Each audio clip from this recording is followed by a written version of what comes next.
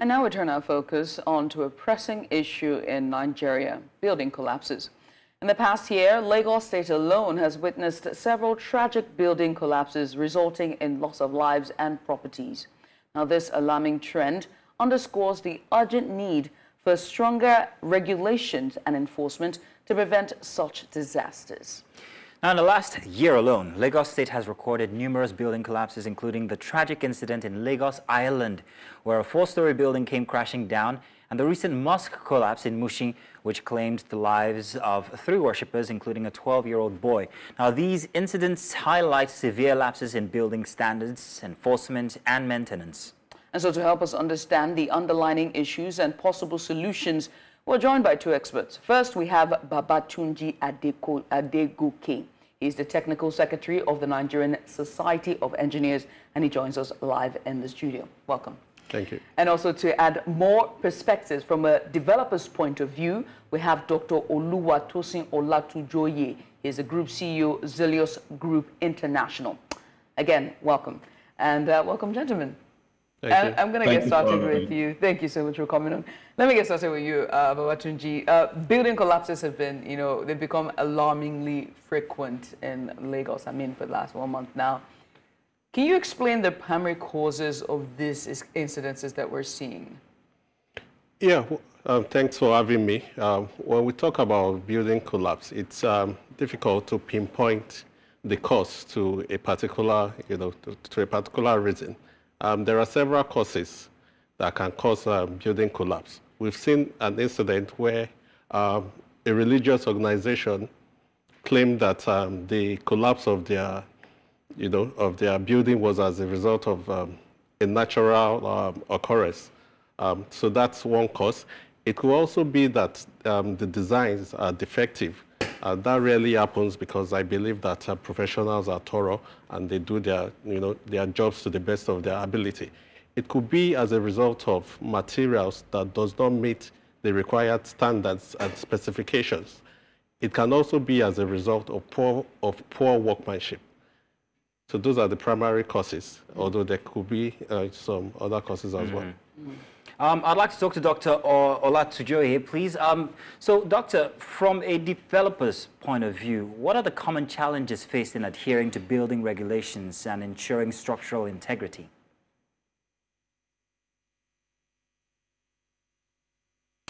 All right, thank you very much. From my point of view, so far so good, I've seen from the Bureau of Statistics that about 84 building collapse has happened between 2021, from 2011 to 2021.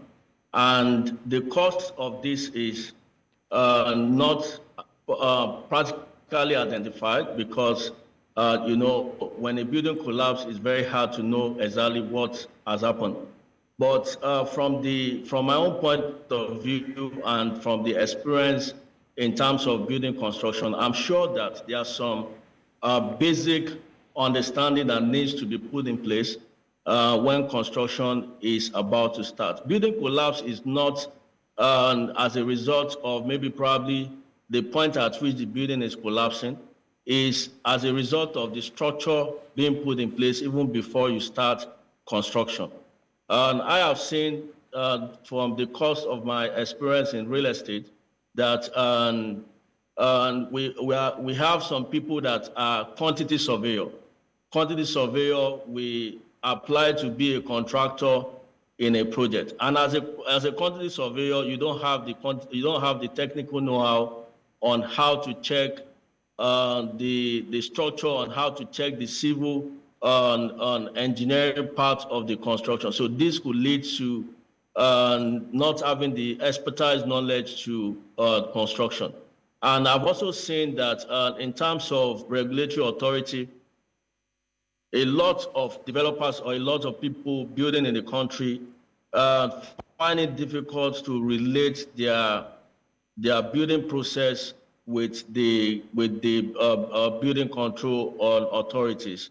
Because from the principle, when you have your building designed, you are meant to ensure that you get building permits from the government. And in the process, after getting building permits, we have especially in Lagos State, we have LAPCA, we have Lagos State Building Control Authority. Their job is for you to submit your building approval to them, and they are meant to monitor the building construction from the stages of foundation to completion. Like ours now, as Zylus Group, we have a structure in place to make sure that as we're building in terms of foundation, we have a certification that people sign, the site engineer will sign, the civil contractor with civil consultant will sign, the mechanical and electrical consultant will also sign. They will also have the Lagos State Building Control Supervisor that come to site. They will also they'll witness and certify what the site engineer have done. And it does not end there. We also have the material testing people. They have to test the materials to make sure that the materials being used is original. We've seen a lot of issues on the island where you have a soil test being done, and your test is required that you should use a TM iron. People will end up using a Nigerian iron. So, and look at the soil. The soil on the island is very salty. So if you use Nigerian iron, you don't consider the TMT, the iron at a point will not be able to withstand the salt elements of the building. All right. So it has been a great challenge, and I'm sure it's working on ensuring control. Thank you. All right. All right. Babatunji, you are a civil engineer by profession as well, and you're also a technical secretary for an association that's pretty much about engineers. How then, with all of this, testing and all this rigorous, processes that has to go through in getting permits, how then do we now see some buildings? And some buildings that I look at and I be like, those walls are thin. There's no way this thing is still being erupted or still standing, even, in spite of all of these checks. So what is going on in terms of quality integrity? Well, just like you said, that you see some buildings and you know that there's likelihood that these buildings won't stand. I see it as a responsibility of all of us, to say something when we say something.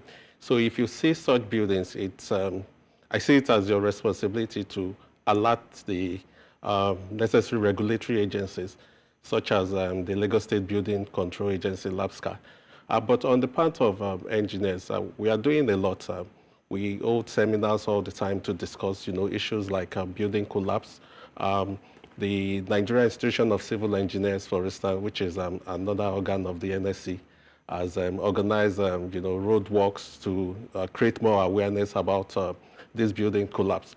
So it's a collective responsibility, I must say, and it shouldn't be left in the hands of professionals in the industry alone. I want to jump on that and ask, as a developer, is there a point to note when it comes to the location of the frequent building collapses that we've been having, especially in Lagos State? Most of them have been on the island. Is there any point to take out there? Oh, well, maybe it's because a lot of developments are going on the island more than any other part of Lagos. So, developers are concentrated, they are concentrated on the island. It's possible because that's where they get a quick returns for their investment. So it's possible that... it's just a thing of numbers. But then again, there's also discussion or talk about the age of these buildings. Some of them have been standing for so long, and that they keep getting renovated. Renovation is not the best word. They keep getting upgraded. Upgraded is not the best word. They keep getting added on. This piled on. Piled on is the best word. There you go. So is on that an old entity that is structurally compromised. Exactly. Yeah, if the existing structure is compromised and there's no proper design to add additional structures, then it's not right for anybody to add those the additional floors on them. So, but it doesn't actually mean that more floors cannot be added on a building. In as much as the structural engineers are certified that the necessary foundation, the necessary structural elements have been designed and they'll be put in place, then the building can stand and other floors can be added. Yeah. Let me come to you, Dr. Olatujoye, and then ask you about this question, right? you are a developer, and I have my qualms with Nigerian real estate developers as well as landlords as well. And you know what my qualm is? Is greed, okay? How then can developers, or even is there a body for real estate developers, where do you draw the line between saying, you know, I want to build homes and be able to get returns and revenue, or and then be like, okay, I'm going too far, I need to stop? How can they ensure that their projects meet all safety standards and just prevent issues like this from happening? Okay, so from my experience, I've realized that it is the cost that you have used to build a building that will determine the slate that you're going to have. So I don't see issues from the price angle from the buyers buying real estate, buying a building for themselves, because if you give them quality building, they would definitely pay for it.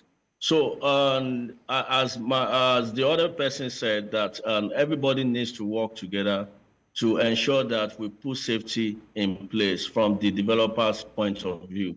Because when it comes to construction, you will see a lot of people that does not even have experience in civil engineer, someone that cannot read a structural design will end up building for you. And it's more or less like you giving your building construction to a novice to construct for you. So it becomes difficult. And one of the causes of this building collapse is weak foundation. So if you have a foundation that is on a soil and the foundation is weak, at a point the loads that will be on the building will be heavy for the foundation to carry, then this leads to a collapse of building. So we just need to come together to make sure that at every point, at every stages of construction, we have professionals that certify it. It's just quite unfortunate that you will see a lot of developers building at this point now that without even having any knowledge of construction. And the template is not seen anywhere. You cannot go and read how to go about building construction anywhere. So you have to just be using your head. You understand? So, and all these things require structure, and the structure is not readily available. So that is reason for a lot of cost of building collapse that we're seeing. Okay. Adegoke, please. Now this one is for you. Is there any avenue for eyewitnesses to actually make reports or recommendations when they find these defects or when they find these instances of this might not hold? Where do they go to say, I just saw a house that might collapse? Is there any avenue? I think the best avenue would be to report to the government, and that would be the Lagos State Building Control Agency. Oh, wow. Right. Then there's something, perhaps, there's a lack there, because if I have to come all the way to Alausa, knock on a door and say, please, where do I report a default building? That's kind of like, I'm rather not going to do that. Perhaps maybe that should be looked into, and there should be an avenue that could just be as simple as maybe something techie. Click, click, that house should be looked at. I remember a family, there's a sort of small construction going on, and very quickly, out of nowhere, we just saw agents just come and knock and like, oh, what's going on here? Okay. They pull out IDs.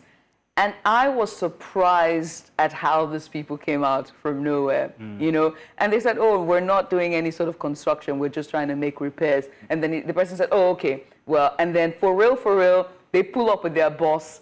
And it's surprising how they were able to get intelligence to know that something was happening here. I don't know.